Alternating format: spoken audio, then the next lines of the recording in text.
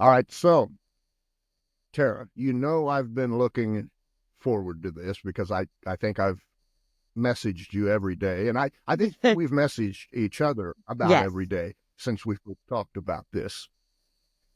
You've got one hell of a story. Thank you so much. Thank you. And Yeah, and and I'm so grateful that you asked me to join you on your show because it's not often that I get to talk about my book as I do with politics because the politics is the thing that gets everybody going, but the book, which is not really political at all, is the thing that's actually closest to my heart.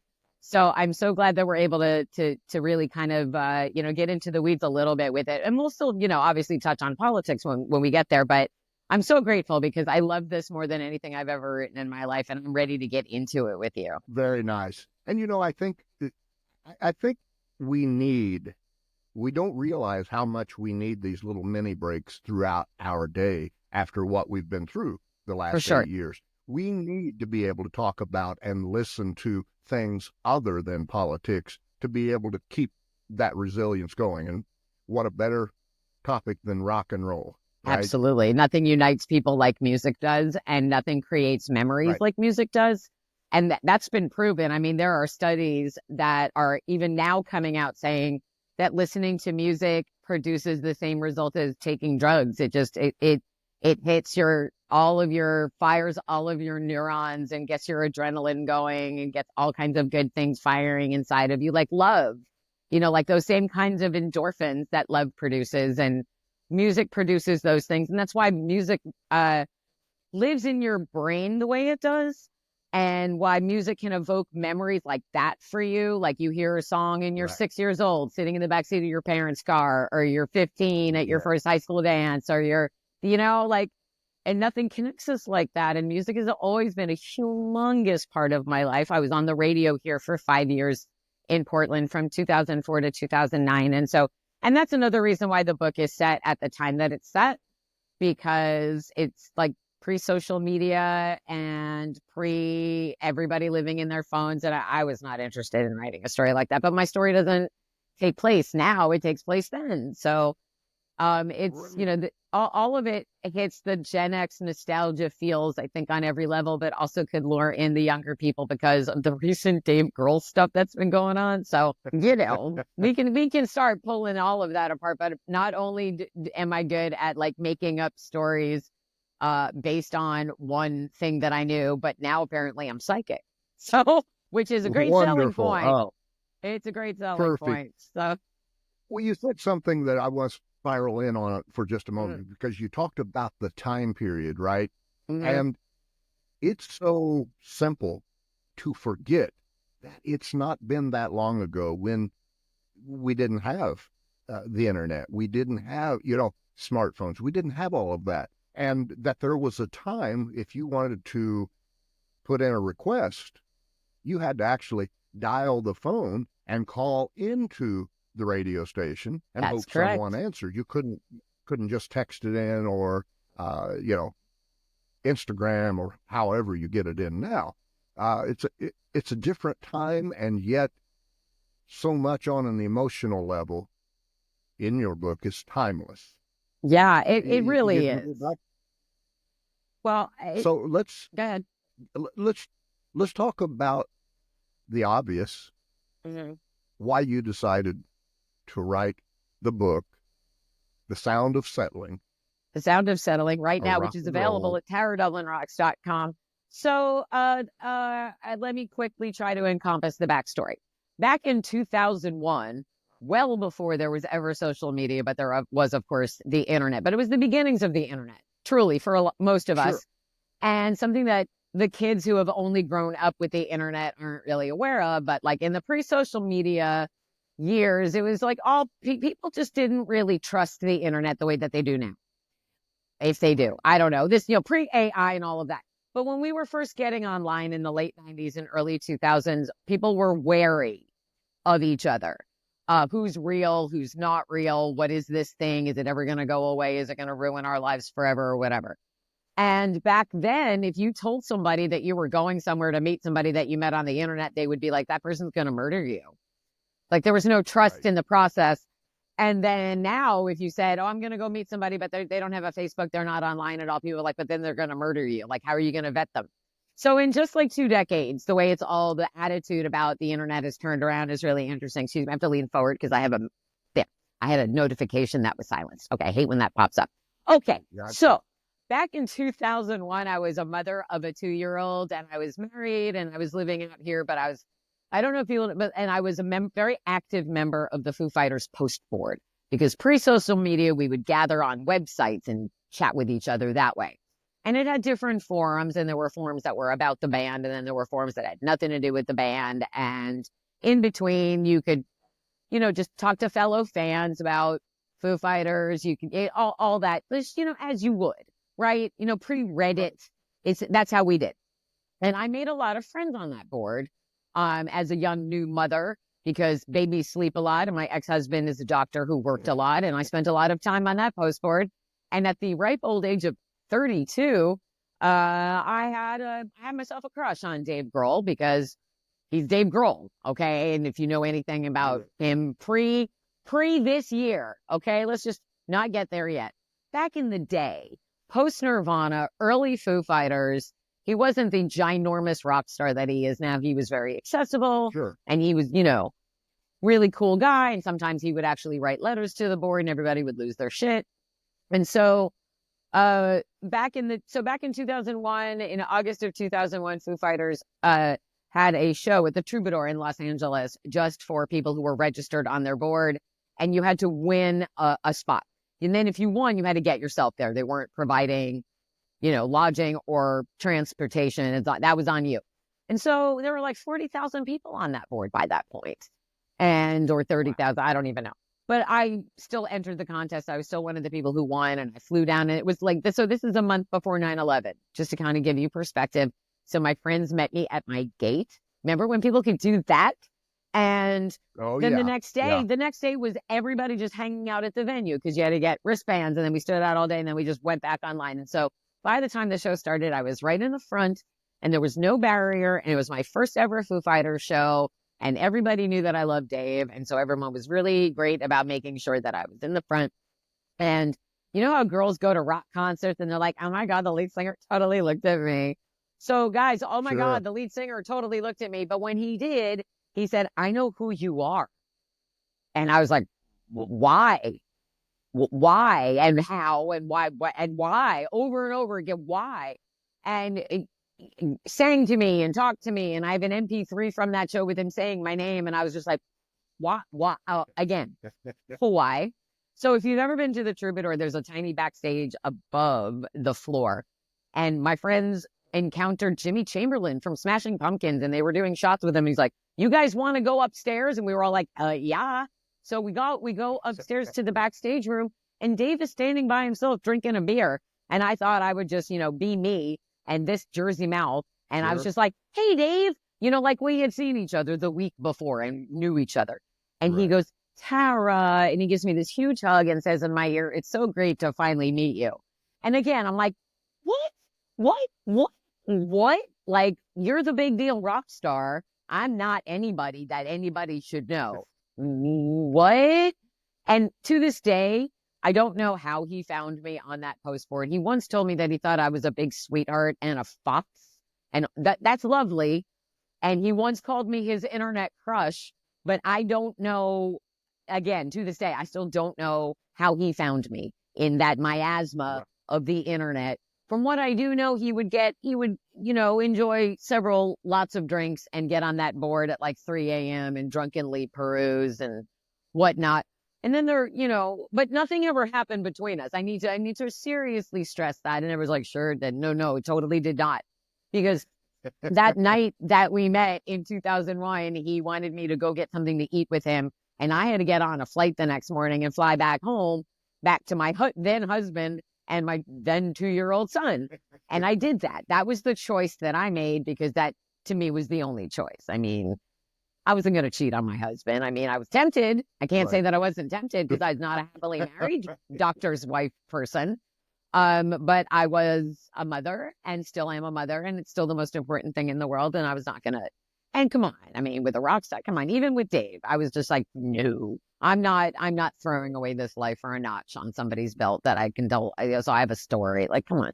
And, also not the most ideal of conditions because I'd been standing outside all day. Like I described in the book, when Lila meets Grady, they meet in the same way. It's very similar, but she doesn't have a child.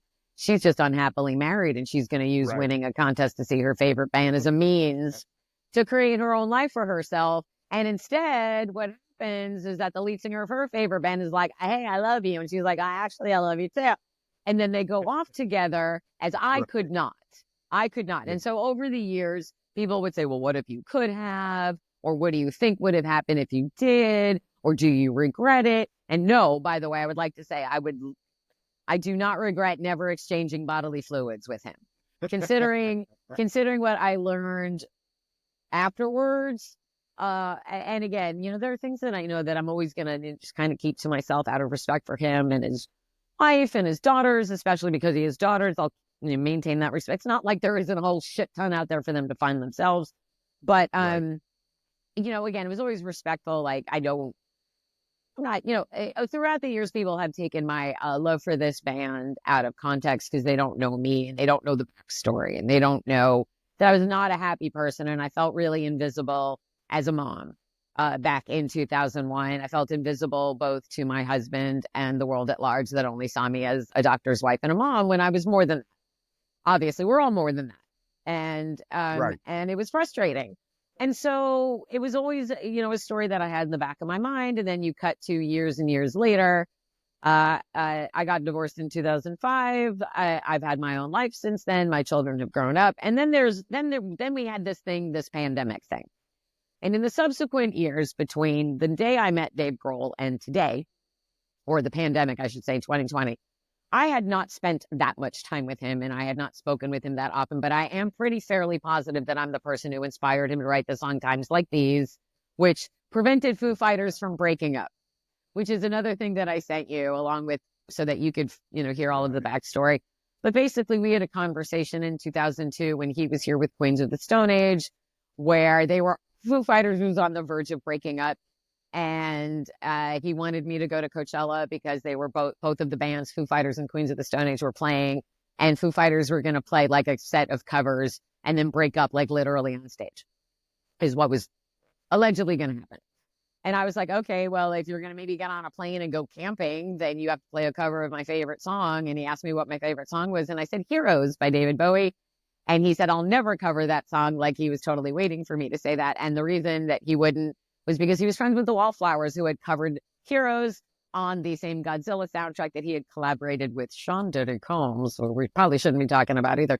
But it all comes back. It all comes back around. But anyway, he was like, I can't. I was like, but Dave, I can hear it in my head. And it's like they woke up Jacob Dylan at 2 a.m. and put a microphone next to his head. And he's like, And when I met Rami from the Foo Fighters, who's now in the Foo Fighters, but was in the Wallflowers, he was like, yeah, basically that's how it happened. And I'm sorry. But Dave was like, no, I can't do that. I was like, all right, well, if you're going to make me get on a plane and go camping, but you're not going to cover my favorite song, then you need to write me a song that's just as good as Heroes. And he was like, sure, I'll do that for you. And then he went off back to his hotel in Portland. And if you watch the Foo Fighters documentary from 2011, Back and Forth, he says he wrote the song Times Like These while on tour in a hotel room in Portland. He just happened to leave out the detail that I gave him the fucking idea. It's fine. And so I've been waiting for 22 years to get confirmation about that. So there's that. There's that while I watch him and his wife, deplane from his private jet, where I'm just like, are you enjoying that life I gave you? It's fine. And then, but also, since Taylor Hawkins passed away, I feel like he doesn't need me piling on him. And I would never I just want confirmation from him. It's not like I'm going to sue the guy because it would be a he said, she said, but I know for a fact. Right. So it's just one of those things. But there's nothing like that in this book. I mean, in this book, which I know that you started reading, which I so very much appreciate. It's available. Cool. It's available at TaraDublinRocks.com, both in the paperback and the Kindle version. And I can see how many pages have been read on the Kindle. And this month alone, over 4,000 pages have been read on Kindle. So that means 10 people have finished it roughly, which is very gratifying for me, even though I have 118,000 followers on Twitter. Leon is suppressing the fuck out of my account. By the way, his name is Leon. now because Donald Trump called him Leon at a rally because he has verbal dyslexia right. along with everything else that's wrong with him. So with my account being suppressed like it is, it's been very hard, especially since Leon over the last few months, really suppressing me a lot. I have people who have been following me forever saying, I haven't seen you. Where have you been? What's going on? So it's been hard to promote this book that I love so much that's gotten amazing reviews from people. My readers fly through it. They say they can't put it down. They read it overnight and they're all demanding a sequel, which I have written, by the way. I have a follow-up written. I'm holding on to it because I'm waiting to get a proper publishing deal. I self-published this a year ago. And so, but the reason I wrote it in the first place was not, I want to get attention. It was, I need something to do during the 2020 pandemic lockdowns. Is Right. how it started. And it was all of those questions that people had asked me. And I'm not crafty. I'm not a person who's going to sit and do needlepoint. I wasn't going to do sourdough starters. Remember what everyone was doing in those first few months of the pandemic lockdowns, Yes. where we were like, I need a craft. I need a hobby. We watched Tiger King and then we Right. needed something else to do. And I tried, but I'm not a tactile, crafty person. I'm a writer. I'm a words person. I was on the radio here. I'm a talking person. I'm a words person. And so I was like, well, what could I, what? And then I was like, hey, there's that idea. That might be fun to do when I'm not paying attention to Donald Trump killing us all because he won't do shit about this pandemic. So it was a nice break from what 2020 felt like, which was worse than now because we couldn't even go outside and we couldn't seek comfort in other people. My kids were over at their dad's house because he had a bigger spot. And so I was really alone. I got kittens. But then other than that, it was, what am I going to do with this time? And what I did with this time was write this story and then just rewrite it and keep honing it until I felt like it was in a good place. And then I started sending it out to agents and received nothing but rejections for 3 years. And then last September, a friend of mine was like, I'm so tired of hearing you bitch about this book. And I'm so tired of hearing you talk about Dave Grohl and Foo Fighters. Can you just fucking self-publish it? Just do it. Rip the Band-Aid off and do it. And I did. And it was a process to get the font looking right and making sure it was all good and the way I wanted it. And I was terrified to release it into the wild, being a MAGA target the way I am, knowing that they would come, as soon as they found out about it, they would leave bad reviews and whatever. And then after a while, I was like, fuck it. Like I know how they operate by now. I'm not intimidated by their online shit. I'm just going to do it. I love this too much to let it just not exist in the world. And so I put it out there a little over a year ago. As of today, I've sold almost 770 copies, which again is this much compared to 118,000 followers. But if I put 770 books in front of you, you'd be like, shit, that's not a lot of books. So it's absolutely right. And the reviews consistent, like when the first reviews started coming in, I was like, because you don't know how people are going to, like when I get agent rejections, I'm like, well, maybe this is a giant hunk of shit and I'm just too close to it. And I don't know that. But the first reviews were like, this is sexy and it's exciting and it's vivid and it's evocative of that time. And you can really tell that she knows her stuff and like everything that is in the book because the conceit of this book is that this band exists in a world where Nirvana doesn't, but everybody else does. Right? Paul McCartney exists and Green Day exists and the MTV Awards exist, but Nirvana doesn't and Dave Grohl doesn't exist. But it's still, I use as many real people as I can to evoke the time and real music and real events. And I looked at Wikipedia to find out when the MTV Video Music Awards were in 2006 and who was there. And I wanted to really make it as real feeling as possible. I wanted to imbue these characters with enough qualities that people could relate to them and root for them, but also be like, no, about that. Okay, so you're fallible. That's good. And ultimately what it comes down to, and where I decided to take it was it's really Lila's story. It's really about her journey. And it's really about how women specifically end up having to compromise what they want from life and their ambitions and their own wants and needs because of their relationship. Their partner has a more demanding career, or you are tied to a household for some reason, or you're committed to this way of life. And after a while, you're like, but what about me? And it boils down to the age-old rock and roll question, should I stay or should I go? And it's also, there's also a lot of really fun Foo Fighters Easter eggs in this book because it was, inspired by Dave Grohl, inspired by his life story, but not 100% him. Like everything about Grady is not Dave Grohl, and everything about Lila is not me. Their story begins like ours does, but it goes on a completely different path because, again, no bodily fluids ever exchanged. And I do not regret that at all because it makes my story even that much more unique. Because I think so. Yeah, I mean, while rock stars have been pulling women from their audiences since rock and roll began, I don't know that there's a recorded incidence of a rock star knowing a fan's name ahead of time before he knew her, before he saw her in the crowd. That's unique, I think. Right. Right? Because he said, I know who you are. And we had unique. not met. We had not, spoken to each other online. We had not, nothing. It's not like today where I could send a tweet to Mark Hamill and have him respond. It's not like that at all. Right. And so, and for, people who have only grown up with social media or have gotten so used to how we behave now online. And of course, if it wasn't for the internet, Dave and I never would have met. But also, it's just, the innocence of that time, I think, still, I tried to create in that book too, like the rise of social media, the rise of paparazzi culture, is something that everybody's very much used to now, but we were not back in the early 2000s. We still had some sense of celebrities having privacy, but then we had, the co-rise of the internet with, the paparazzi news magazines like TMZ and Inside Edition and all of those. And remember A Current Affair? So all of that kind of collided all at once. And I want to explore what it would be like to try to have a relationship, in that world, because it's very abnormal. Like, it's hard enough to have a relationship under the most, average of circumstances. But when you're living under a microscope where the whole world knows what you're up to, like, I think that adds an element of interest. And then also there's only so much that people will tolerate when it comes to seeing a happy couple. Happy couples are only interesting for so long and then they get boring. Right. And they need So a conflict. True. And so, like, the conflicts that Lila and Grady live through in the book, some are inspired by stories that I heard from real life.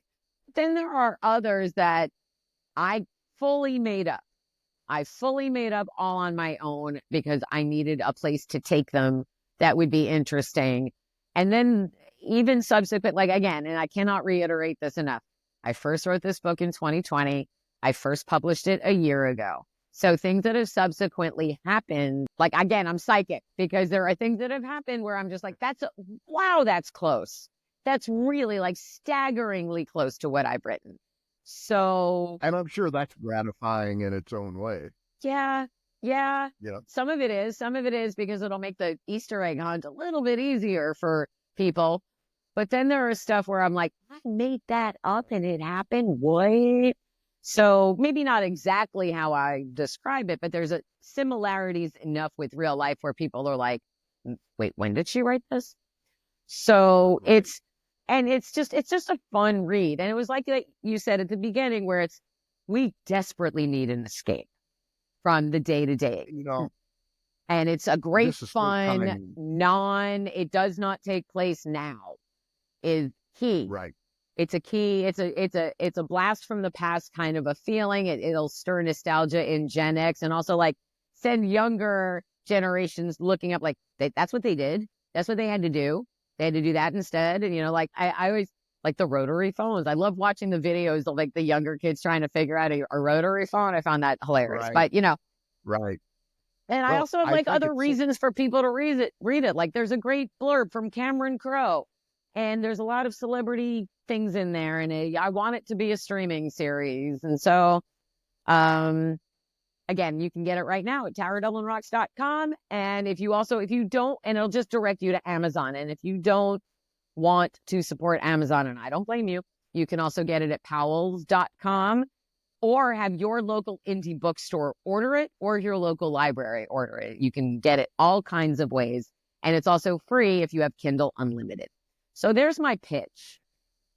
And I just need I a have to proper tell you, book deal because it's so frustrating to watch other people's books go viral where I'm like, hi, I'm over here with this thing. sure. Well, to anybody listening or watching, I want to say this: people send me books all the time that they are wanting to promote. Now, I'm not a mega podcast yet. I hope to be there one day, but I have enough of a following that people think, hey, let's see if we can get on and promote our book on yet another podcast. And I have to be honest, there are a lot of people who send me books who you've never seen on this podcast and probably won't see, because when I started reading their stuff, I was like, yeah, this isn't good. I don't want to promote this to somebody and then have them read it and go, yeah, this sucks. Why is he promoting that? Right. I messaged you. I read 2 pages of your book, and I was like, wow, this, in a sense, and I don't want to say that we have the exact same style, but in a sense, I felt like I was conversing with somebody like myself, because it was spicy and it was juicy and it had all these wonderful spices in it that you didn't go several paragraphs and not have that moment. It cruises along and then boom, and then it cruises along and then boom. And I think that was the first message that I sent back to your It was, thank reply. you. It's something, I think when you read a story, the whole point is to enjoy the experience, right? To feel something, to kind of feel your emotions change and to take you from the state that you're in and take you somewhere else. And in this case, it takes us back pre-COVID. It takes us back pre-Trump. It takes us back pre a lot of shitty things that we would like to forget, right? Mm-hmm. And if there's one thing I think we all need right now, it is to have a little portion of our day where we are able to exit mentally, emotionally, and go somewhere else and be entertained at the same time. And I can't recommend your book enough, because Thank it will you. do. Well, Thank you. absolutely. Thank you. That's a compliment that I've received again and again, that people, like I've had people say that they've stayed up all night reading it, that they couldn't put it down, that they miss the characters when they're done, that I've had men tweet me and say that they have a crush on Lila, women have a crush on Grady, and that they just want more, they want to be able to spend more time with these characters. And it's such a huge compliment when, I know how it felt to me when I wrote it, and I know what it felt like to me when I read it back to myself. And I wanted people to feel that same way too. And it's being able to transport yourself out of whatever you're experiencing. And that's why we read, right? That's why we watch movies and TV shows. It's all of it. All of this entertainment is supposed to be an escape to take us out of a world. And specifically, if you're someone who's curious about the world of rock and roll. So if you loved Almost Famous, or you loved the movie Rock Star, or you loved Daisy Jones and the Six, or The Idea of You, it gives you that glimpse into the backstage world of what it's like to travel with a rock and roll band and what it's like to be a woman in that world. And so, because I know what it's like to be a woman in that world, I had an eyewitness view when I was on the radio. Being a DJ, I got to see a lot of things. And bands almost treat you as part of their crew, or someone who's essentially almost even invisible after a while, because you're part of the world. You're not a spectator. You're in that universe. And so, like, I've hung out at so like countless sound checks and countless after parties, and I've been in countless green rooms. And so I know how these people speak to each other. I know how they relate to each other. I know how they deal with some of the trappings of fame. And so I wanted that to be really evocative for people, because there are people who are super curious about that world who never get the wristband to go backstage, people who never get that VIP glimpse. And so Um, and making it realistic, like it's not crazy to think that a woman could meet her favorite rock star like that, the way they do, because that's the way I met mine. Right. So Right. it's real. It's all based in reality. And I think that's another reason why people connect with it, because while I don't have any issue with any other genres of writing, because if somebody sits down and takes the time to write a book who's science fiction or fantasy, or it's horror, or it's whatever other genre, that people are drawn to, like I personally, and I understand the escapism of the wizarding worlds or the Lord of the Rings or Game of Thrones. I just didn't have the energy to create a brand new universe with its own rules and guidelines. And well, and if I open my locker at school, I enter this realm of fairies who play, I don't know. I thought about it for a hot minute. I'm like, because in 2020, like, what is selling? What is selling? What's pure escapism? And I don't have the energy to create the next Hunger Games. I just don't. So, but instead, Sure. it's what and right. That is a lot of energy. Right. And I also didn't want to write about politics, because they did say they say write what you know. What do I know? I know the world of rock and roll for real, and a lot, right? Very well, very, very well. And I would rather, as we've been talking for a half an hour, talk about music or books more than politics as well, versus I am in politics. And even though right now my paid gig is politics, I'd rather my paid gig be making this into a TV series and promoting the second one and getting a proper publishing deal and a proper option, which is close to impossible right now. And as hard as I've been promoting it, and I try to boost it on TikTok, and, lots of books go viral. And then there's all the Republicans who get their publishing deal, but nobody reads their books. But Right. also the Republican publishing Well, racket is basically a money laundering service for Donald Trump and the RNC. So, and if you don't know about that, that's just a Republican writes a book. No, they don't. They get a ghost writer who's probably in a straitjacket somewhere at the moment. And Don Jr.'s, I don't know, do you know this? Don Jr. has his own publishing company, but they're physically located in Canada, so they don't have to pay certain taxes and tariffs on American products. And they published Marjorie Taylor Greene's book, right? And Trump a bunch of other books. And then there's like one called Cornerstone Publishing. And they're all like divisions of bigger publishing houses. And basically these books go out and the RNC buys them up in bulk to falsely inflate their sales so that they end up on the New York Times bestseller list. But nobody ever reads them, and they just end up collecting dust on the shelves with somebody's unread, John Grisham and James M. Patterson books. That's where they end up. But then people like myself who have something real don't get the chance, because the bigger publishing houses are focused on a shady congressman who's got 5 million followers or something.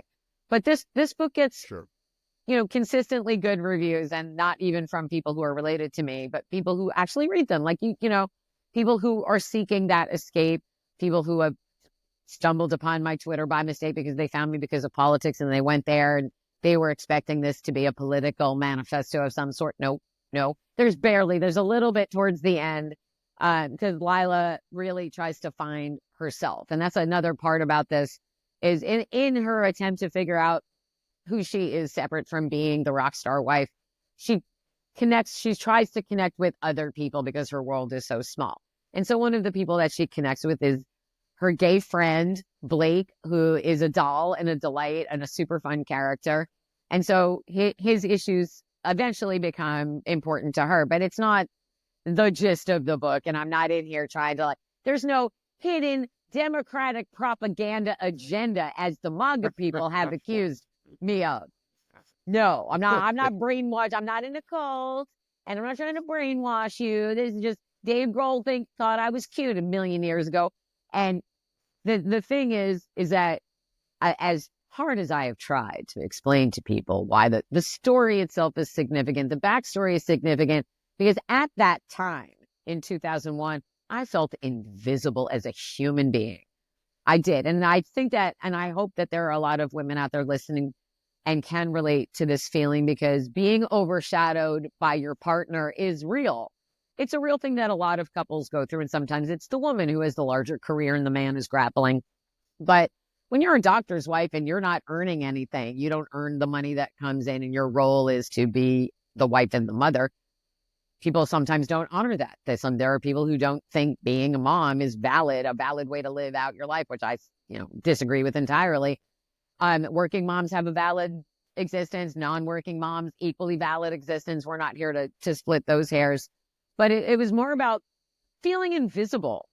Doctors' wives weren't supposed to have their own opinions. And be seen and not heard because the doctor man is speaking. And being a mother makes you're invisible. You are beholden in your role to wife and mother, and you're not allowed to be anything else. And I resented that. I resented that so much because there's so much more to me than who my partner is. And I resent being labeled as just being able to be in one column because of who I was married to and where I lived or whatever. And so being able to strike out on your own and using your voice to the best of your ability, it made a huge difference. But it was the feeling invisible that I couldn't shake. And I think that's something that Lila is all, and that's why I made Lila kind of grapple with that also, because your voice is so valid, regardless of who you are. And you shouldn't be your voice shouldn't be suppressed just because it maybe is slightly different than the people who are around you. And you should never try to assimilate your voice because you're afraid that you're going to make somebody mad, or you're going to make somebody, challenge them a little bit. And even though, my personal situation may have changed over the years, and now I'm like the most single woman alive and no one can tell me what to do, I'm not a stalker. I'm not Dave Grohl's stalker, which is really important that people understand that, because even though I felt invisible at the time and Dave Grohl made me feel seen, I didn't take that to believe Dave Grohl loves me above all others and I'm super important and check my action and I'm awesome and my shit doesn't stink. None of those things. I to this day, don't know where he lives and I don't care. Never tried to find his house and I never would. Don't have his phone number and wouldn't try to get it. All of the misrepresentations of, she's a stalker, she's a groupie. No, and no. I'm not the one who was like, I know who you are. If he hadn't said that to me, first of all, this book wouldn't exist because I wouldn't have been able to make something up like that. But if he had never said that to me, I'd still like the band. I probably wouldn't have gotten more into them. I probably would be still a casual with a slight crush on them maybe, but it would have dissipated. But he kept it going for enough of a time that it made sense to keep. Now it's totally different. I didn't even know he had a third child till she was 5, which I felt really, really emotionally healthy. I felt so healthy when I found out about that because I was like, good for me. Because there was a period in my life when I totally would have known. And now, of course, people think I'm the Dave Grohl whisperer, where if something happens and he's connected to it, my Twitter gets blown up. So when he said Taylor Swift doesn't sing live. And I'm a Swiftie. Over 50. I love Taylor Swift. I'm very happy that she finally came out and endorsed Kamala and all of that. But when he said that she didn't sing live, I was like, what are you doing there? Why? You don't have to do that. You don't have to shit on other people. Who are you? Who is this? What's going on? So that's when I started thinking something hinky is up with him. Now again, he lost his mother and his best friend, Taylor Hawkins, within 6 months of each other. And that would fuck anybody's shit up. So again, he gets a pass for maybe acting out or drinking more or smoking more. But after a while, you would hope that he would chill. So then he rectified himself by promising to sue Donald Trump for using My Hero at one of his rallies. And in between those two incidences, I saw Foo Fighters here in Portland. And so it was the Friday before I went to the DNC, and an hour before I left to go see Foo Fighters here, I found out I was going to the DNC. And so I was not in my body. And I didn't care anymore so much about Foo Fighters because I was going to the DNC. But I went, right. I still went, of course, to Foo Fighters. And my biggest issue, because I hadn't seen Foo Fighters since 2015, and I hadn't spoken to Dave since 2009. And remember, this is right before the big scandal broke. So I got to the rail in the pit, and I was like, is he going to recognize me? Because I look a lot different because my hair is shorter and gray now. And if he does recognize me, will he be happy to see me? Because if he wasn't going to be happy to see me, then I would have been really sad. And I tweeted it, but yes, he did see me. Yes, he was very happy to see me. And my favorite was when the Foo Fighters are suing Donald Trump stories came out a week later, and people were shitting on me for defending him. They're like, he doesn't care about you. He doesn't know who you are. I'm like, really? Here he is going. So yeah, I think he does know. It'd be nice if he'd reach out, because allegedly he knows that this book exists. So that would have been nice if he had reached out. But now maybe he's a little bit busy hiding from the world, because as soon as the story broke, like I got home from the DNC and the story about him suing Donald Trump was blowing up, and I was like, cool, I can't get away from this guy ever. Okay, fine. My lives will continue to converge like this. My Swiftiedom, my politics, all of it. It's just going to keep coming back. Great, fine, whatever. So let's point this out for people who may not have caught on. This was not one of those chance encounters that there was like this one time and then everything's based on I saw pictures of you with Dave in several different instances. Yes. So he knew who you were, in that when he saw you again, he knew who you were. Every time. Was receptive to you. So again, it's not one of those flash in the pan. Oh, I met him one time. No. He knew you. Yes. Right. He knew me before we met. Every subsequent show after that, I got to hang out with him until 2015, when he had that when his leg was in that cast and he sat in the throne. Yeah. And so when I went to see Foo Fighters then, like he got all the way down to the end of the runway and I was at the end and he saw me and he dedicated Breakout to me and he was super. But that was the first time I went to a Foo Fighters show that I didn't get to talk to him. And I haven't had a conversation with him since 2009 when he was here in Portland with that side project he did called Them Crooked Vultures. And that was him and Josh from Queens of the Stone Age and John Paul Jones from Led Zeppelin. And I met John Paul Jones. And I want to tell you, I did not say the words Led Zeppelin to him. I was so proud of myself. Just like, because everyone does. Everyone does, right? Everyone who meets him asks him about Led Zeppelin. I did not. I said, you were literally instrumental in one of my favorite albums of all time. And he was like, I'm waiting. And he's like, looking at me like, you're going to say Led Zeppelin 3 and I'm going to be stuck talking about Led Zeppelin 3. And I was like, Automatic for the People by REM. And his face just changed because I went to college in Athens, Georgia. I love REM. That's one of my favorite albums of all time. And he did the orchestrations on it and played on it. And so we talked about Athens, Georgia and not anything else for 5 minutes. And that was glorious. I have also never said the word Nirvana to Dave Grohl. And I've never said the name Kurt Cobain to him either, because I wanted to be the one person in his life who did not ask any questions about it at all. And that comes from when the beginning, like almost 30 years ago, Foo Fighters, when I first heard Foo Fighters, I didn't even know it was the drummer for Nirvana. I just thought, well, this song fucking rocks and I love it. And then I bought the record and I was like, this album is killer. And then I found out who it was. And I don't know if you remember this, but back then, right after Kurt Cobain died, everybody said that Chris Novoselic would be the one to go on and have the successful band. And then Dave would like end up being a session drummer. I was like, really? I don't think so. And so, but like all the way back then, reporters would only want to talk to Dave about Nirvana. And they never wanted to talk to him about Foo Fighters. And they wanted to know if he thought Courtney Love killed Kurt. And I'm just like, so disrespectful. Because he would repeatedly say, I'm just here to talk about my new band. I'm here. And I vowed to myself that if I ever got back on the radio and got to interview him or even ever met him, I would never and I still never have. Like he said it, he has mentioned it to me, but I've never talked to him about that. But obviously the stuff that I heard in here, that's in here. The stuff that I've heard has been fictionalized in there. So, but now I don't know him at all. I don't know his life. I mean, I've heard things and I know people who work for him and I have seen things and I have heard stuff. And there was one time, a long time ago in 2005, where I hung out at Taylor Hawkins' house. And that was the time that I heard and saw the most things that Dave would never want people to know about because he was not there. And I heard stuff and saw stuff and was told stuff. And so I put some of that stuff in here too. But the bottom line is that my heart he always has a special place in my heart because what he did for me that night at the Troubadour, August 5th, 2001, was change the way I saw myself, which is a huge thing to do to somebody who feels invisible.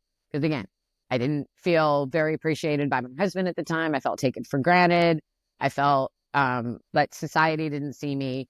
And the lead singer of my favorite band, who I have a crush on, thinks I'm cute and knows my name and did this in front of a sold out show in front of all of these people who are on the same post board as me and will go back on that post like, Dave was talking to Tara and it was, Yeah. Imagine what that would do to you as a person who felt invisible, not important, not seen, just average, nothing, not like maybe inside of you, you felt like there's something special about me, but I don't know what it is because I haven't uncovered it yet. And so after a while, I stopped asking the question of why me, and what mattered was that it was me. Like I have this really cool, unique story that literally nobody else has. Like there are women who can say things that they've done with Dave Grohl that I can't, but nobody else can say that Dave Grohl had a crush on them and pointed them out at a sold out Foo Fighters show before they ever met or ever spoke to each other. And I don't know how much currency that has. And I don't know that I'll ever get confirmation about this. I don't know if I'll ever get confirmation that I inspired the song Times Like These, even though I know it to my core. And so does everybody else who hears the story, because if you hear the two songs side by side, instead of hearing I will be king, you hear I'm a one-way motorway. And I'm like, really? Is that pretty much exactly what I told you to do? Yeah, kind of. Yeah, it is. And that's fine. There are people like, what do you think you're going to get? You think he's going to give you $50 million? You think he's going to give you the rights to the publishing? You think this would be nice to not have people think I'm crazy, because I know that I'm not, just like the same way the MAGA people go after us because we're voting for Democrats and they think it's a mental illness to point out the truth about Donald Trump. It's not a mental illness to live in reality. It's not a mental illness to know what your capabilities are. It's not a mental illness to tell the truth and know the truth and live in your truth, which is what Democrats do. So between pushing the book and pushing the truth, these are the two things that matter to me the most in what's happening in our world right now. Is I'm trying to make this happen for me personally. This is the best thing I've ever written. I love it with all my heart and soul. Other people love it. Other people want to see it succeed. They want to see me succeed. And that means a lot to me personally. Additionally to that, right now, the most important thing for me is preserving our democracy. And I know it's incredibly important to you. And before we even go further, and I don't know how much time we have left, I want to thank you for being able to do what we're all supposed to do as American citizens, which is to put this country ahead of our personal beliefs and our personal needs, knowing that if we don't do the right thing, that we will not have an America as we have known it. That's what's at stake right now. And that's what I learned I already knew that, but being at the DNC in person every single night and being a part of that moment, which there were Republicans who went on that stage, who spoke about being a Republican and are still Republicans and still have their beliefs in what the Republican Party was before Donald Trump flung his diaper all over our political norms. And I do believe that you'll be able to get back to the Republican Party as you knew it to be and respected it. I think that it's going to take a few election cycles to do that. But it's people like you, Jack, and it's people like, who are involved with the Lincoln Project and Olivia Troy and Adam Kinzinger and all of these Republicans coming to speak out against Donald Trump because they know the truth. It's the truth about Donald Trump that matters. And it's the truth about Kamala Harris that matters. And it's the experience. And it's not just us now saying it, it's you, a legitimate voice, and it's legitimate Republican voices. Joe Walsh is out there driving across country, having kitchen table discussions. And that's huge. That matters. And all of these Republicans who used to work in the White House, people who worked in national security, people who worked for Reagan and Bush, people who served their country, people who were on the Joint Chiefs of Staff, people who are Republicans to their core are voting for Kamala Harris because they understand what's at stake, and that it's country over party. It is saving our nation. And if you thought America was great, I'd like to know when you thought that was, because I would like for people to name a time in this country where every single citizen in every single community enjoyed 100% the same freedoms and the same, just quality of life equally as we are supposed to under the Constitution, instead of what we're doing now, which is scapegoating people who have melanated skin, people with different religious beliefs, people who, came here from another country to seek a better life. And instead, what this country is saying is you don't matter if you're not a white male Republican Christian. And so thank you for being able to acknowledge and see that what matters is democracy first. And then we can fight about it. And then we can figure it out. But what matters is that we still have a country on November 6th when we wake up. That is what matters. And I want to tie what you just said about politics and who you are as a person as it relates to your book together. One thing you could have done, Dave Grohl asked you to go out and eat with him after you first met, right? Mm-hmm. That's a true story. Yes, it is. You could have just left that hanging for the suspense, like fill it in. You know what happens with rock stars. Or you could have even taken it a step further and made up a story about what happened when you got invited by Dave Grohl. What really intrigues me is that opportunity was there. And as you know, from a marketing perspective, that's the kind of salacious stuff, right, that hooks people. But you didn't. You not only didn't fill it in with bullshit, you went the step of saying, but nothing happened. Nothing happened.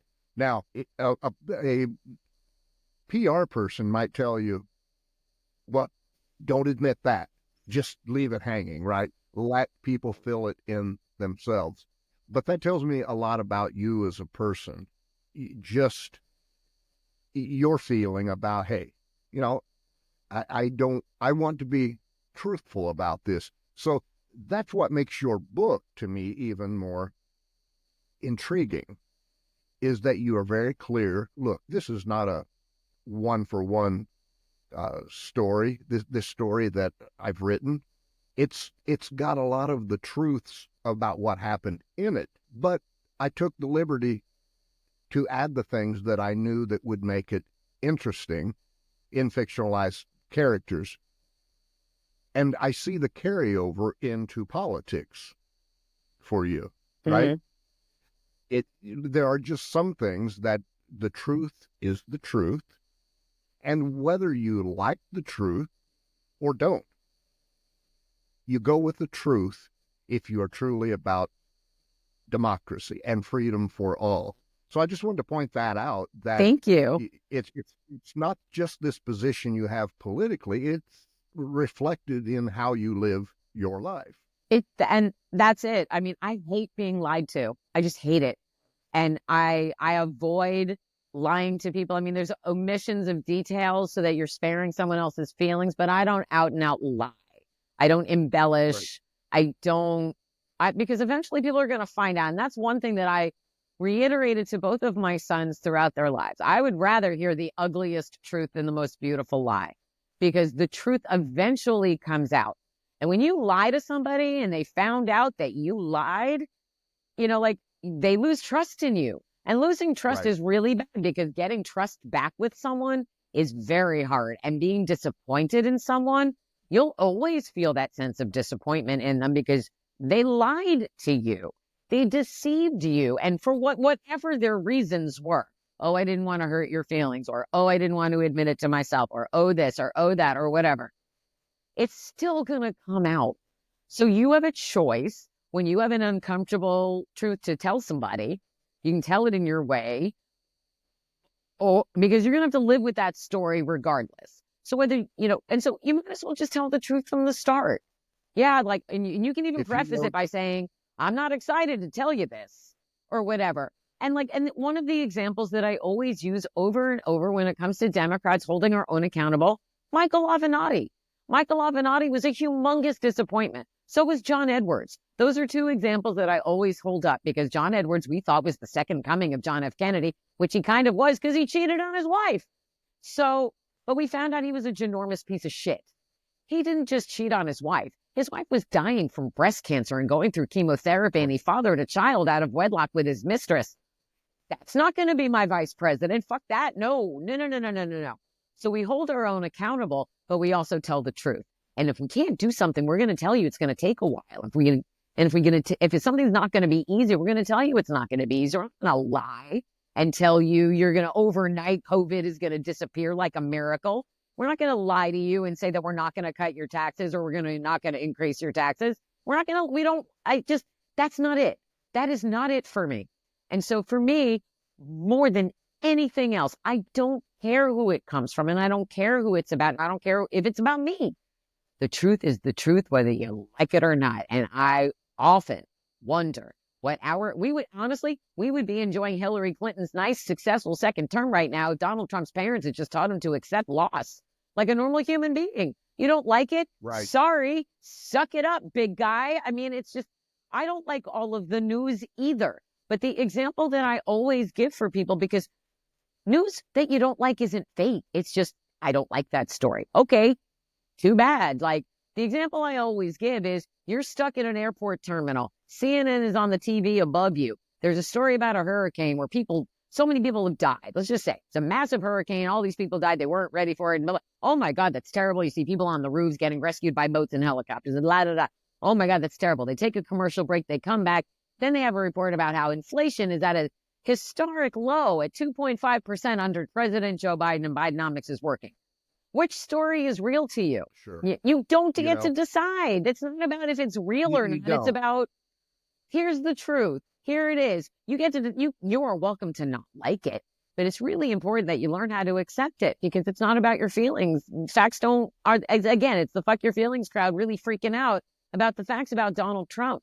And they're a cult twisting themselves into conspiracy pretzels to avoid all truths about him, why they believe any lie about a Democrat on its face. Look at Springfield. Look at that ridiculous. Look at people in Springfield, Ohio, are receiving bomb threats and death threats because J.D. Vance and Donald Trump won't back down and say, sorry, we were wrong. They just won't. Right. They just won't. And this is how far we've gone as a country. And reiterating, you voting for Kamala Harris doesn't make you a Democrat. It makes you a patriot. It makes you a concerned American citizen. You don't have to change your party affiliation to vote for who you want to vote for. You can do the right thing and still claim to be a Republican. You can do that. It's possible. And it is possible to remain a good human being through the whole process. And it's also possible to demand better of your party leadership. And I would contend that prior to 2015, if the GOP tried to run a convicted felon, adjudicated rapist as their presidential candidate, people might have complained a little louder. I'm just suggesting that because it's true. And so, again, really, it's truly that. And it's the truth of the matter. And here's the truth. If you can separate the act from the person, one question that I also ask Republicans when they try to get into it with me is, would you invite a convicted felon who is credibly accused of rape? He's an adjudicated rapist. Would you invite that person over for dinner? Would you let that person sit at a table with your child if you knew that they had raped little girls? No. But what if that person's name wasn't Donald Trump? Of course you wouldn't. Of course you wouldn't. Right. But you accepted of him because you can't admit you were wrong about him at this point.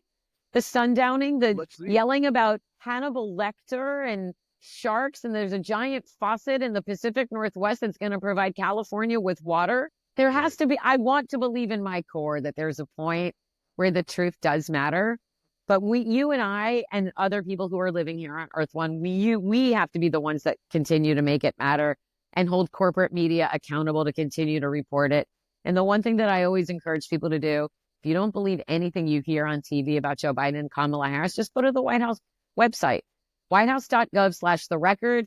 Everything that every administration has done is archived on the White House website, and you can go and see the current record and see what this administration has accomplished between what bills they've passed and everything else that they've done and what they continue to plan to do. And it's all real and not filtered through any media to tell you how to feel about it. Those are just facts, and it's the truth.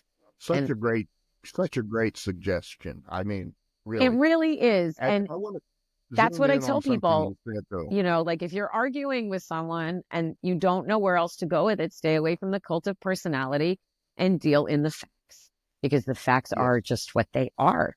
So if people want to dispute a track record that exists, it's up to them. You said you don't have to switch parties. You can vote for Kamala Harris and remain a Republican. Now, I want to talk about that for a moment because I think it's so important. And in fact, I think there's benefit to that, at least perceptually. Now, when I was so pissed off when I had the break with Donald Trump, I had the break with the entire party because of the enabling that I had seen going on. So I did Splitsville and not only left the Republican Party, I now think of myself as a Democrat, right?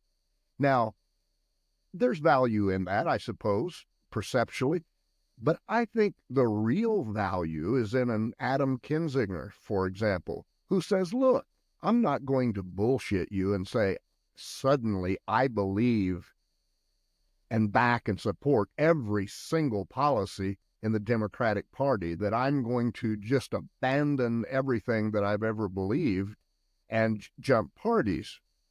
Because to a lot of people, that might sound kind of unbelievable, especially from a politician. But when somebody says, look, I'm still a Republican at heart, but I'm not going to vote for the Republican this year. I'm going to vote for Kamala Harris.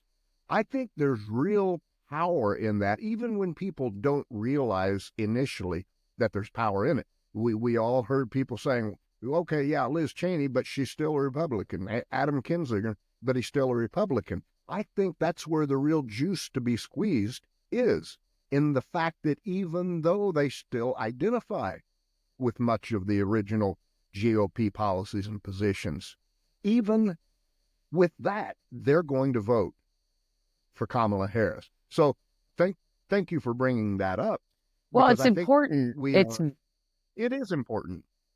It's important that that people see that there is there's leadership available in the Republican Party that doesn't involve churning everybody up with fear tactics and propaganda, belittling communities outside of their own. It doesn't mean that you attack your enemy and you threaten them with violence. And that it wasn't like that. It wasn't like that before Trump. That, yes, people politically disagreed. Yes, there were outliers and lone wolves who maybe acted out on their own violently. But on the whole, I was on Twitter in 2012 when Obama was running for re-election against Mitt Romney, and at no time did a Mitt Romney supporter threaten me with rape or death, or went after my sons, or called me, the names that I get called by MAGA because I'm a walking MAGA bingo card with extra columns, because I'm single, I'm Jewish, I have cats, I live in Portland, I'm a Democrat, all of the things. It was not like that before Trump, before he gave everybody blanket permission to be a screaming racist, xenophobe, misogynist, and just, homophobe, transphobe, all of the things. He gave them blanket permission to scream their hate into the world and make it known, and nobody wants to have to go back from that. But I am here to tell you that this is no longer sustainable. It's no longer sustainable. We've been living under this for so long, and it's finally cracking. And I think that his abnormalcy really needs to be spoken about in the same conversations as Republicans saying they're voting for Kamala, because it is ultimately about accountability. And who do you want representing the United States of America on the global stage as your president? This is my president, and I trust them to make sure that every single morning I'm waking up in the same country I went to bed in, and making sure that no one's taking away the Department of Education and nobody is trying to control your body as well as mine. And it is so far gone from what the Republican Party used to be. But again, you can get it back. It's about getting rid of the MAGA people who have infiltrated Congress. And it's going to take a few election cycles to do that. And if Donald Trump is publicly saying if he loses in November, he's not going to run again in 2028, which is what a relief, because he'll only be 83 or 82 or 83 if he's still alive. So there it is. There it is. Now, your non-MAGA GOP, after hearing that, should already be organizing. Should already be organizing not for 2028, but for 2026. For your 2026 midterms, if you're not still under the specter of Donald Trump, because think about him being sentenced in November, because that is happening. Think about not having him over your head anymore and dictating how your party votes, because that's what he's doing now. He made Republicans vote against the bipartisan border bill. He wants Republicans to shut down the government before an election. He still has too much power, and he doesn't even hold an office right now. So, and we need to get rid of his daughter-in-law and the other plant at that top of the RNC. And you need to start having the conversations of how do we rebuild this party? You need to be having those conversations now, because as soon as they cast their vote for Kamala, they're going to be thinking about how do we get our party back? So, and I'm not here to write an opposition memo, but your party, as you know it, won't exist if you continue to allow any MAGA person to continue to have presence.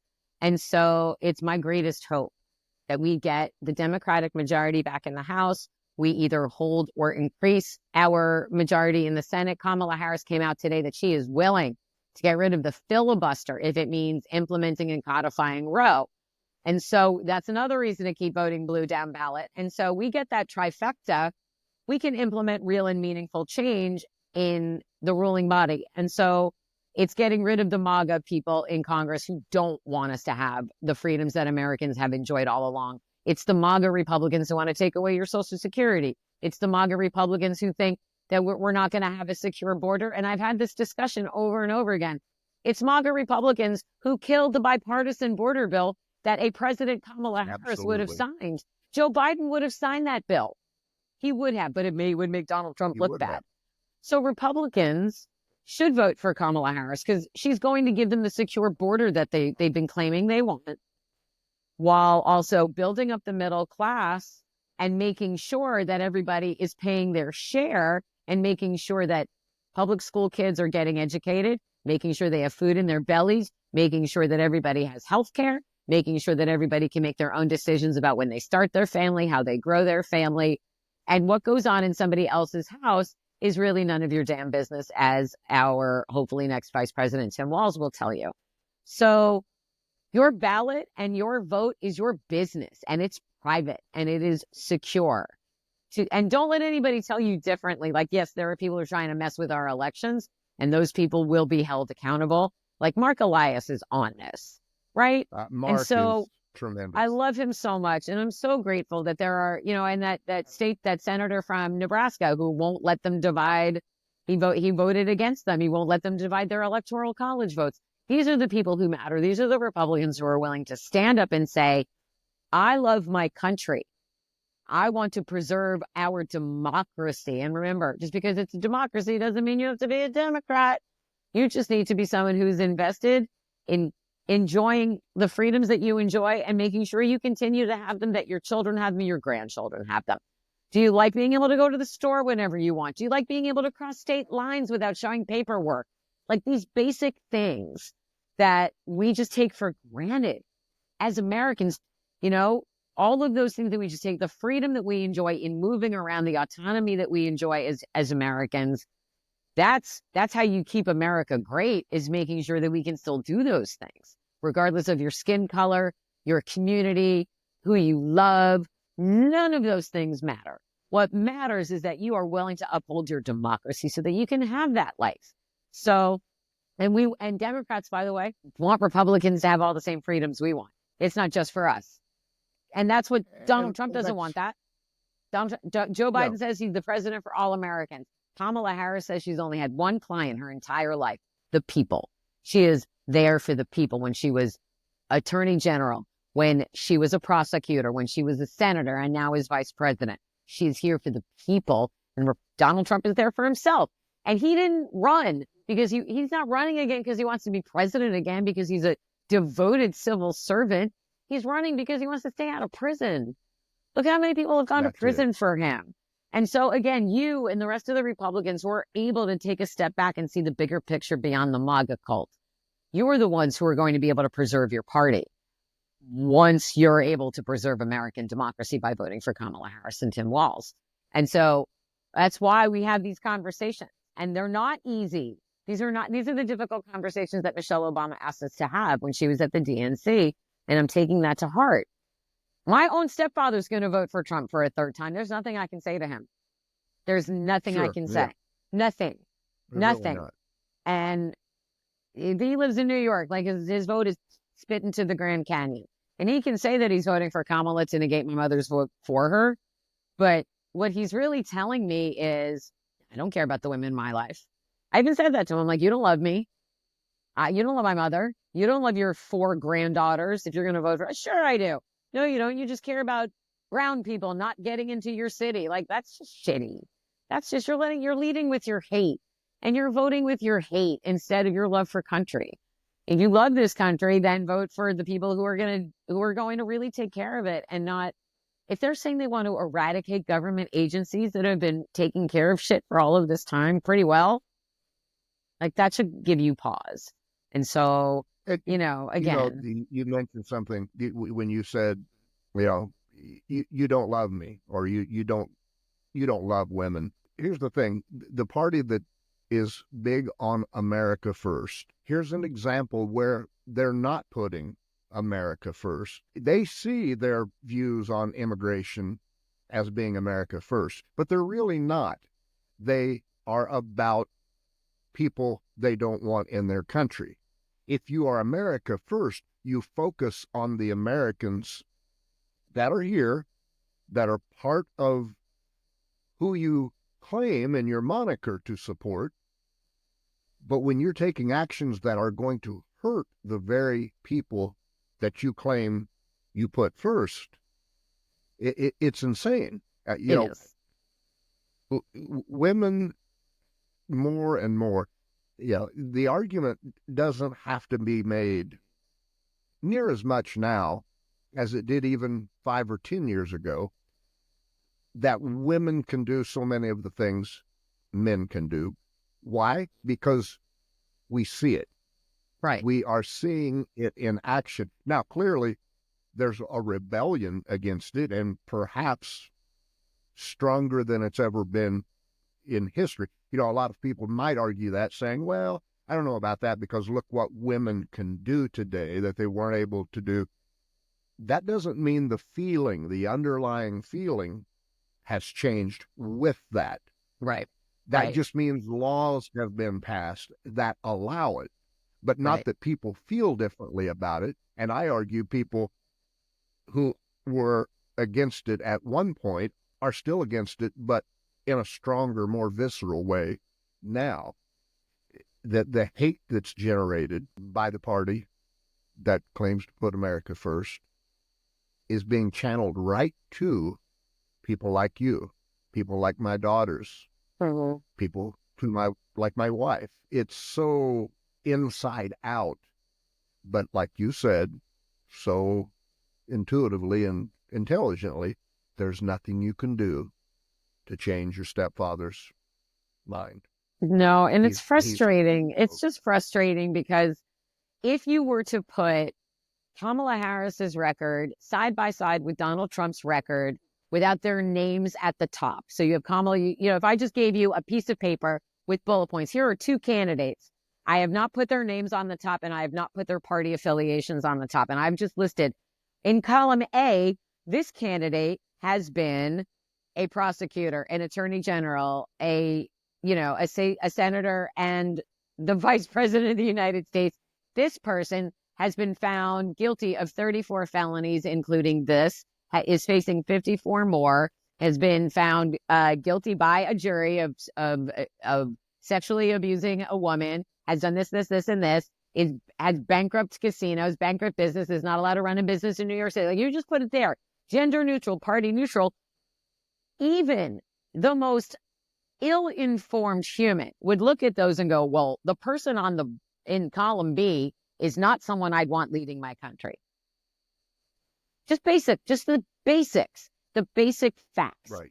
And Absolutely. unfortunately, in this era of social media and cult of personality and the endless, constant 24-hour news cycle that's barraging people with all different kinds of images and all different sources that they don't know who to trust. And now we have to worry about AI, deep fakes and propaganda and this person and this person and that person that people, and Donald Trump was successful at one thing and one thing only, and that was sowing distrust in the media.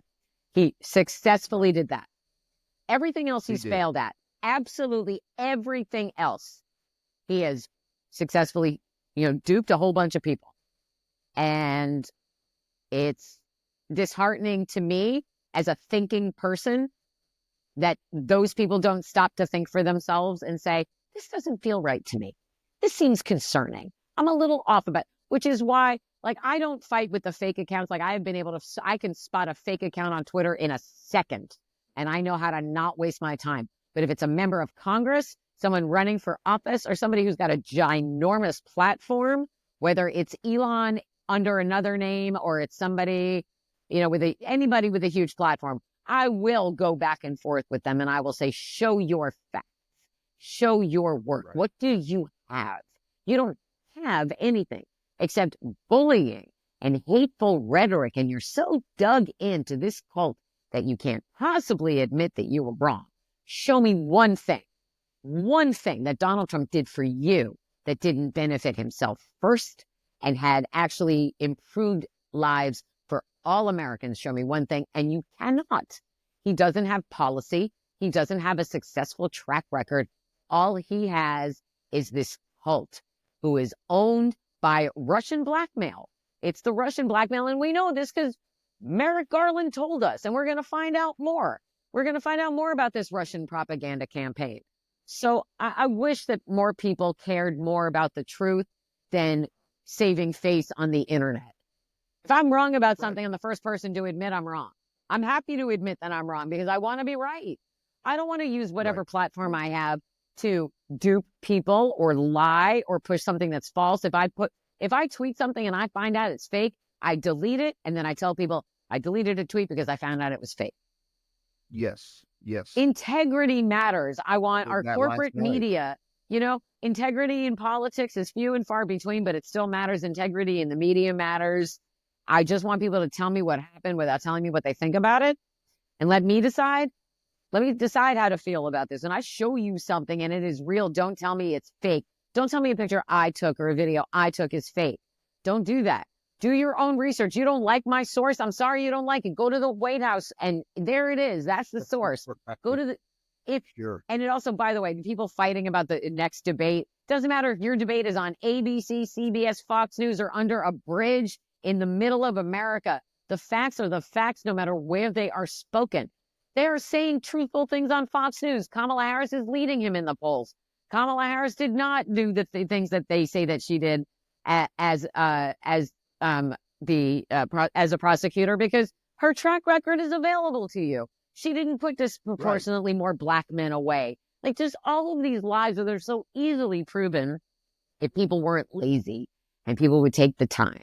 And they expect us to lazily spoon feed them and they send us on a wild goose chase. And they come out and say, well, this didn't happen. Well, here's a Google thing saying it did. Well, I just wasted time.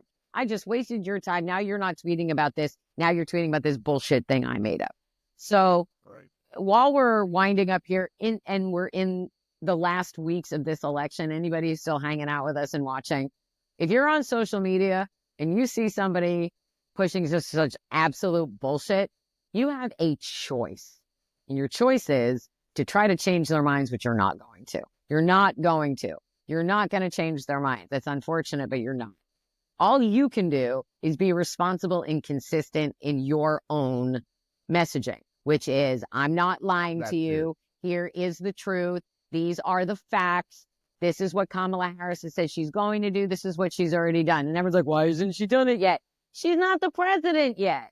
You know, like the vice president's powers are not unlimited, you know? And so you need to be patient. Sure. I mean, she's done a lot.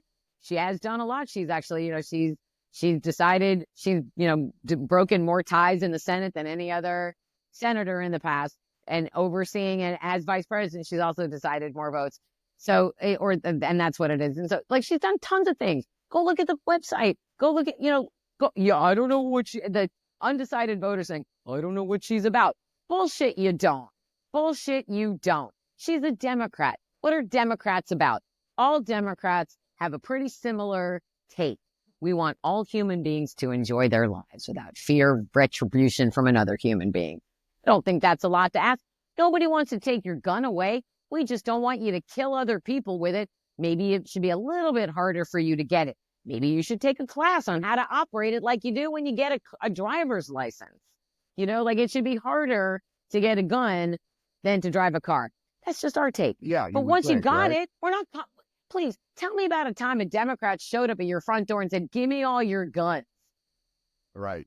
Never happens. Right. It doesn't happen. It's not going to happen. If you want to voluntarily give them up, no one's going to get mad at you.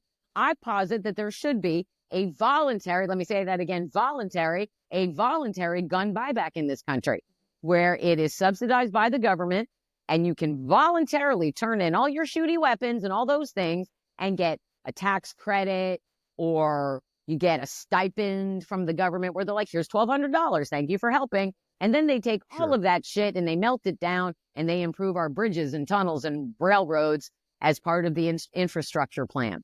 That's one thing we could do. It's positive. It's a solution, not taking. But if you were willing to give, awesome. That's so exciting. Right. Let's do that. I have bazillions of great ideas that could be implemented. It's just people going, I don't like that.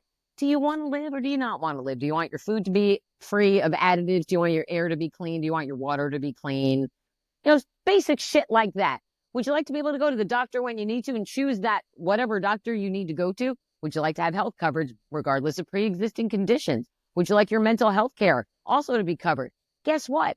Democrats already have a plan for that. Not concepts of a plan, an actual plan. The CHIPS Act, actual plan. The Inflation Reduction Act, actual plan. And those are all things that Kamala Harris is also partially responsible for as vice president, because she's part of this administration that delivered all of that. Just like this administration delivered record low inflation, has delivered consistent job numbers every single month, pulled us out of a pandemic, got us a vaccine and boosters. Millions of people are not dying now of COVID, and more people died in red states than blue states because of Republicans not wanting to tell us the truth. Just all of these things. Republicans remove what Democrats deliver. And that's a little catchy little phrase for you. I don't know why these Republicans don't want us to have nice things, but they don't. And so we want you to have nice things. Everybody, even Joe Biden says it all the time. I am a president for all Americans, even the ones who didn't vote for me. And he addressed the UN General Assembly today for the final time, and he ended it by still saying that he is stubbornly optimistic about the future of this country. And that's where we all should be. We should all be stubbornly optimistic. And we're not lying down, and I'm not letting Nazis run me off of Twitter, and I'm not letting them keep me quiet, and I'm not letting them prevent me from voting. That's for sure. So, remember, your vote is your voice. You're allowed to exercise it any way you like. And when you are in your voting booth or you're sitting at home with your mail-in ballot, which everybody should be able to do, by the way. Everybody should be able to vote from home by mail on paper. Ballots that cannot be hacked or changed. That's your moment. That is your time to say, this is the kind of country I want for me, for my family, my future family, my children, my grandchildren, their grandchildren. It's like Kamala Harris says every time she speaks in public. What kind of country do you truly want? Do you want a country where you're like churned up and living in fear all the time because that's what you're used to? Or would you like to go back to normal like we did in the Obama years where we just lived and we were not up the president's butt constantly, that the president wasn't under a microscope every time he moved a muscle, unless he ate a hamburger with mustard or wore a tan suit. And then, oh my God, holy shit. But But again, like I want people to be able to put their heads on a pillow at night and feel good and wake up not terrified, because we have gotten so addicted to the rage cycle that Donald Trump created. And I was so naive, Jack. I don't know how you felt when Joe Biden and Kamala Harris were sworn in, but I felt, and I guess it's, and it sounds naive. I really thought in that moment that Donald Trump would have been so embarrassed, because he was not celebrated when he left. There was not a great big bye-bye ceremony like we had for Obama. He just kind of slunk off and left and kind of waved at nobody and got on Marine One and was taken away from us. I really thought between that and his and the criminality that he was facing, that he would go away. And we would hear about him sporadically, like Donald Trump was in a New York courtroom. Donald Trump was in an Atlanta courtroom. Donald Trump was in a Florida courtroom. That's all we should have been hearing. And the president is supposed to set the tone for the country. And if it had properly been done that weeks after January 6th, where he should have been shoved into the back of our consciousness and let Joe Biden be in the front with his optimism and his basic goodness, and Kamala Harris and her joy, and our deep bench of amazing Democrats in that cabinet, we would have a totally different feeling. And Joe Biden wouldn't have had to step aside, because his challenger wouldn't have been Donald Trump. It would have been a real Republican, and they would have had a real debate. And we would have had just a totally different situation if the media didn't have PTSD from covering TFG for 4 years and understood how to properly cover Joe Biden, but they didn't do that. It's a huge mistake on the part of the corporate media. And there were those of us trying to shine the light, and we're still doing it, on still your president, Joe Biden, who has only a handful of weeks left. If the media had done its job properly, if they had put Donald Trump into the background and made him just this curiosity. Oh, the criminal's back in court. Oh, this criminal. Oh, this criminal. Oh, this convicted felon with a mugshot. That's not who should be leading the GOP at all. No, I don't. no. And if the media had taken that responsibility after Joe Biden was sworn in and said, this is what we did. I see what we did. And all you have to do is go back and look at how they used to cover things before Trump. The way they used to cover Nancy Pelosi before Trump, the way the Republicans used to treat her before Trump, the way the Republicans treated Democrats before Trump. Yes, they disagreed, but nobody threatened each other's lives on social media. They didn't bicker like middle school bullies threatening the kids in honors English or whatever. It wasn't like this. And that's what I want for this country. Like, I want political discourse. I don't expect everybody to agree. I want your government to be challenged. That is what we are entitled to. We're entitled to that. And that's what your vote is. And that's what your voice is. And that's what the Constitution protects, our free speech and our First Amendment right to challenge our government and say, I don't like that you're doing this. But I saw an interview with Jane Fonda pointing out that these are our choices, right? We have a team, we have a ticket who's invested in bettering this country, and all of the things that you see wrong with it. Yes, they hear your complaints. Yes, they know you want a ceasefire in Gaza. Yes, they know that you want food prices to go down. Yes, they hear you. And yes, they're trying. The other party does not give one shit about you. They're not trying to make your life better. They're lining their own pockets. They're letting Peter PayPal is pulling the strings on J.D. Vance. Yeah, that's how you got him as your vice presidential nominee, because he threw a bunch of millions at Donald Trump's campaign. It is. So I mean, it is. Do you want these Silicon Valley billionaires deciding how your day-to-day life goes? Because I don't. I don't want them going to the doctor with me. Do you? The government shouldn't be doing that.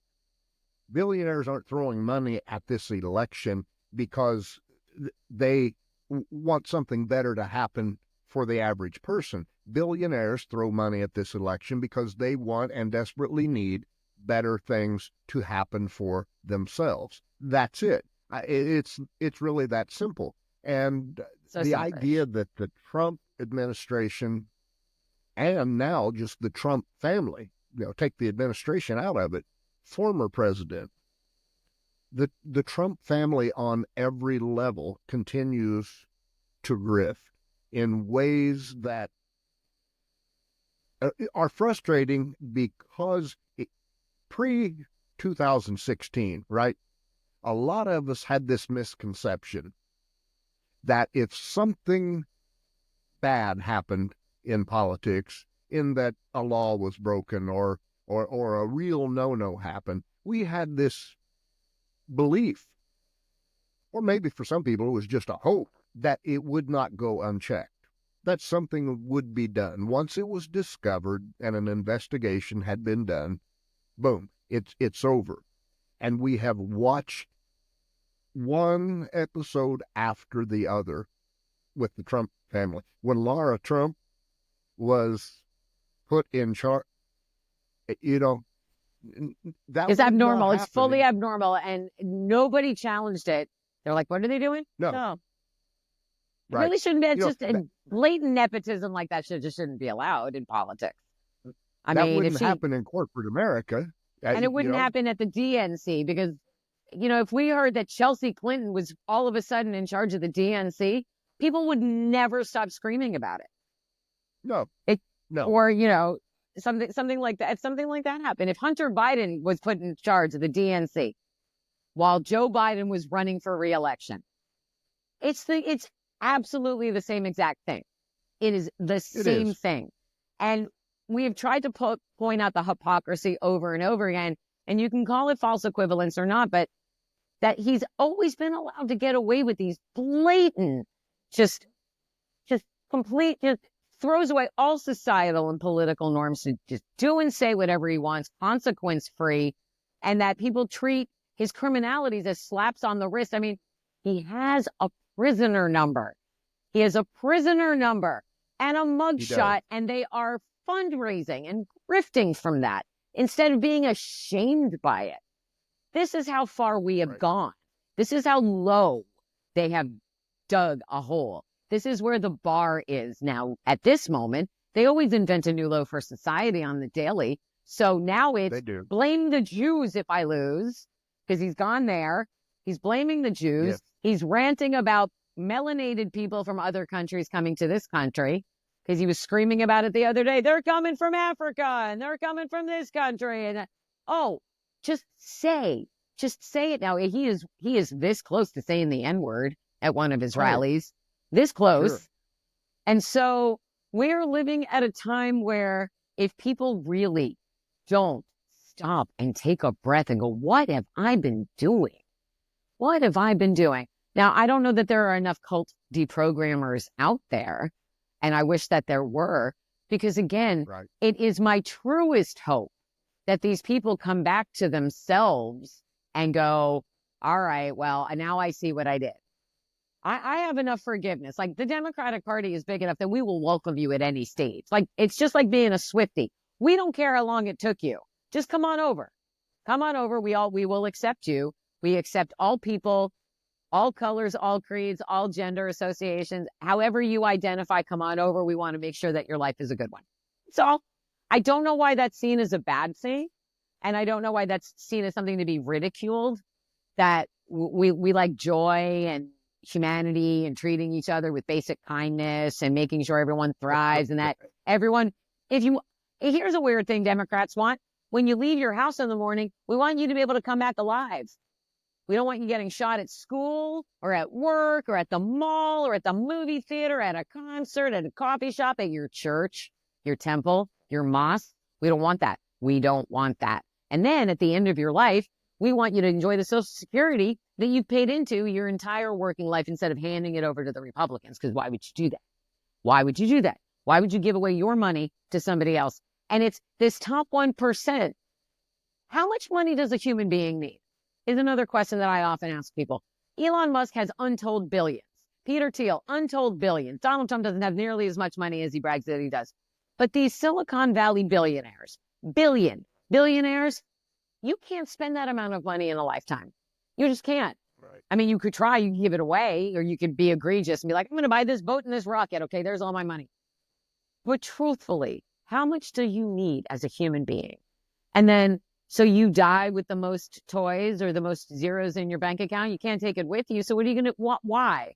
The greed, the personal greed that we have to suffer, that our politics are impacted by a private person's personal greed because they have more money, than we do, that they have money enough to buy a politician to implement. It's abhorrent. That's abhorrent to me. So again, there's not enough money that you could pay me to sell out my country, and that we're hearing about these influencers getting $400,000 a month to make these videos. This Russian propaganda. It's not, and then yet they turn around and say that I'm being paid by George Soros.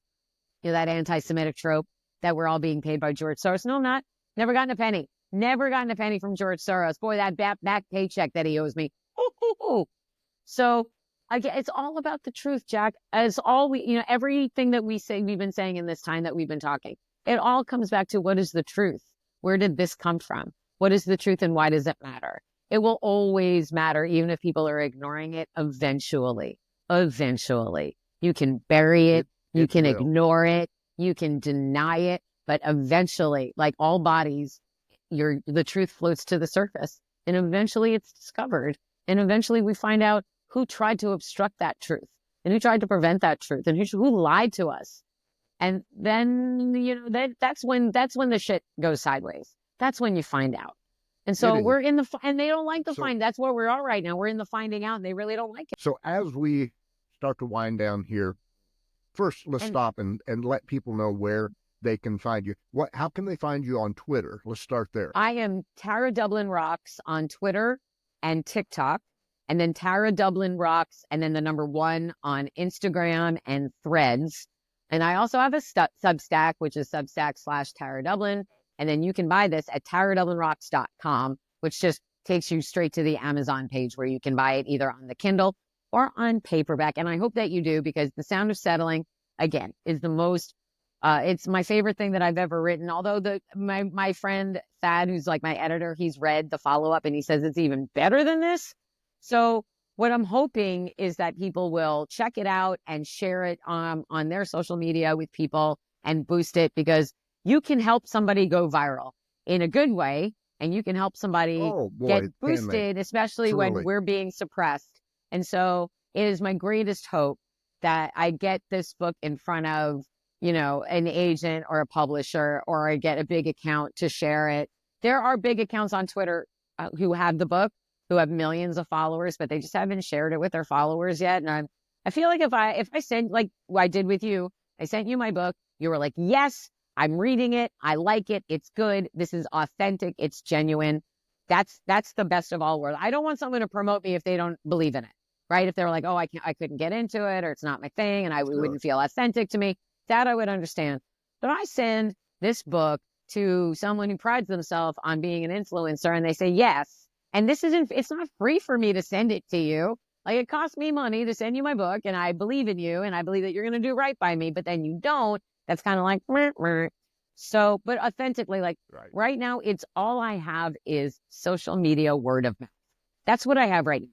And so every single person, every single reader matters to me so very much. Every single person who tweets me to tell me that they enjoyed my book, I follow them back. I quote tweet them, and I share them, because it touches my heart in a way that I could just like gush for another hour and a half about what it means to me to have somebody acknowledge this, and to take time and money and support me is huge for me. And it makes me very, very happy. So, and going forward, I'm going to hopefully have my own podcast soon on the Sexy Liberal Network. Nice. And so that'll be another destination where we can hang out and chat, and I'll have you on my show there to, cool. Get you in front of. Look forward to it. Yeah, no, it's all about reciprocation too, because I also don't do anything just for myself. If I'm here with you, but I'm going to promote the hell out of your podcast. And if you have a book, I'm going to promote your book. Or if you have a thing, I'm going to promote your thing, because that is also the best of what social media does, besides connecting people who are like-minded. It is, really is. It's about helping each other. And that's what we're supposed to be doing as human beings. And I feel like it's our responsibility as humans to be allies to all of the communities that we weren't born into. I wish more people felt that way. They don't. But if I can spread that message, right? Like, I don't have to right. with you about absolutely everything to share space with you, because that's not human, right? It's human to disagree, and it's human to like different things. And, you and I could listen to the same piece of music, and you can be like, this fucking rocks. And I'll be like, this is a giant hunk of shit. You might love Hotel California. I think it's the worst song ever written. It's not even about that. Yeah. It is, you love music and I Right. love music.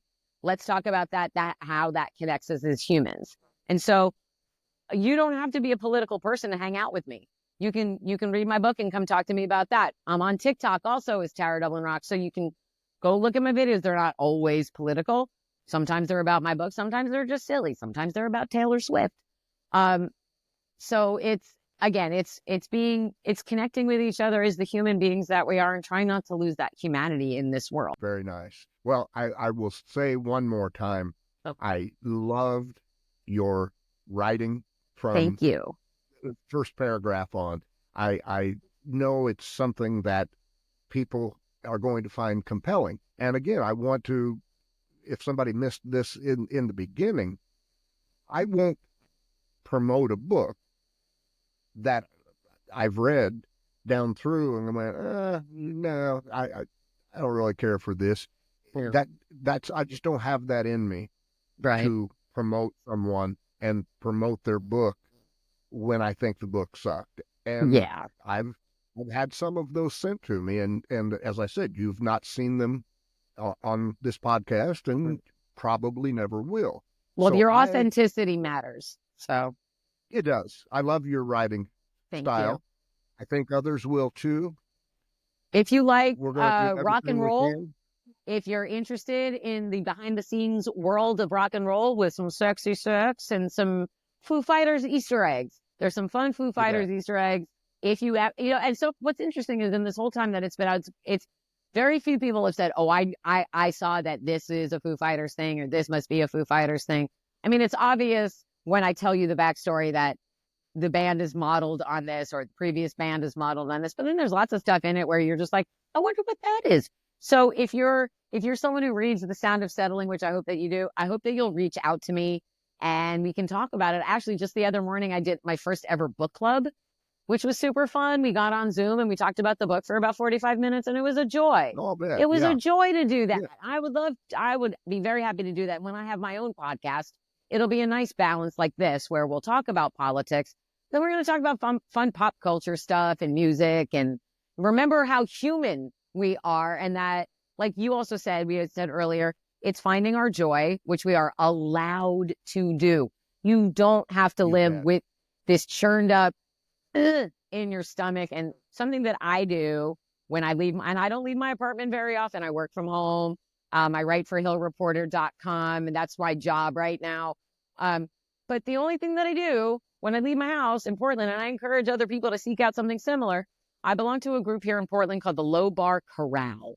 And we are a community where we get together in a bar every couple of weeks with a live band, and we sing contemporary songs in 3-part harmony. And it's beautiful. It's a beautiful connecting. It's so great. And our lead singer teaches us our harmony parts. And so we go over it a little bit. Nice. And I'm in the low group like you wouldn't be able to tell from this voice. But, and we do fun special theme shows sometimes. Sometimes we just get together and sing a bunch of different songs. Tonight we're getting together at Mississippi Studios in Portland. And we have a special string quartet that's joining us, which will be super interesting. And we're doing Sting, Elliott Smith, but also Chappell Roan and the Ramones. So with a string quartet, which is super fun. And then the Thursday night, we're going to we're taking the act on the road to Salem, Oregon. And we're doing an all Tailor Swift show, which makes me so ridiculously happy. It makes me so happy. All I'm going to be doing on Thursday night is being in my Swiftie Low Bar Corral era and loving all of that. So I encourage all of you, read my book, go out and listen to live music. Even if you don't know who's playing, go to a bar, sit down, get yourself a beverage of choice, listen to some live music and have some conversation and give yourself a break from the daily garbage fire because you're allowed to. Not only that, like I'm ordering you to. Go out and have fun. Live. Advice. You are allowed to live and you're allowed to enjoy life. And that's another thing. Republicans don't want you to enjoy life, but Democrats totally do. Tara Dublin, it has been a pleasure to have you on. And I got so much more from you than just the book. And that's usually what happens. So enjoyable. Your book and your politics are woven together in the core values, right? you are who you are, both in politics and in your writing, and that is so commendable. And I look forward to having you back sometime, and Absolutely. possibly being a guest on your show when you get your podcast rolling. It's a done deal. It's a lock. Thank you so much. I Rock really and roll. appreciate it. Thank you, Tara. Thank you, Jack. Bye-bye. All right. And we're clear. I see that you are. We are clear. How Awesome. do you feel?